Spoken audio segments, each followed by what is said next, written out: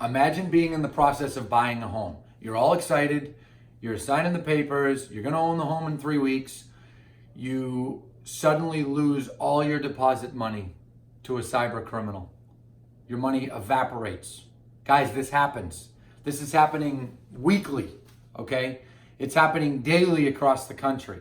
People are in the middle of their transaction, in the middle of buying a home. They receive an email, usually it's email, and they don't realize that there's one letter different or there's something different about that email address than the actual person who's supposed to be sending it. The buyer gets it. The email says something to the effect of, hey, I know you were preparing to get a bank check tomorrow in order to bring it for your purchase and sale deposit. Or I know you were preparing a bank check for closing tomorrow. Instead of doing that, just wire the money here. Buyer gets it. Buyer thinks they're doing a good thing. They reach out to their bank. They wire the money.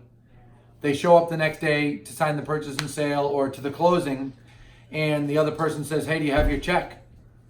What check? You told me to wire the money. I didn't tell you to wire the money. Guys, that example is happening all the time. There was recently a buyer that actually passed out at the closing table, okay, and needed medical attention because they freaked out so bad. And that's entirely understandable for that to happen.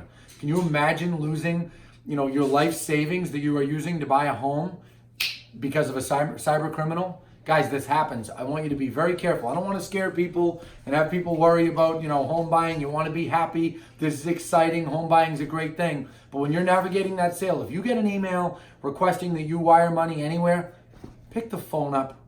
Call the person that it's supposed to be. Maybe call a secondary person. If the closing attorney asks you, call them and verify. Hang up. Call the mortgage broker and verify before you actually pull the trigger and wire that money. Cyber crimes are happening all the time. Sometimes the FBI can get the money back. Oftentimes they cannot. And I just want you guys to be aware of that. So sorry to talk about somewhat of a terrible topic, but it's important to me to educate you home buyers, and I just want you to know. So good luck. Happy home buying.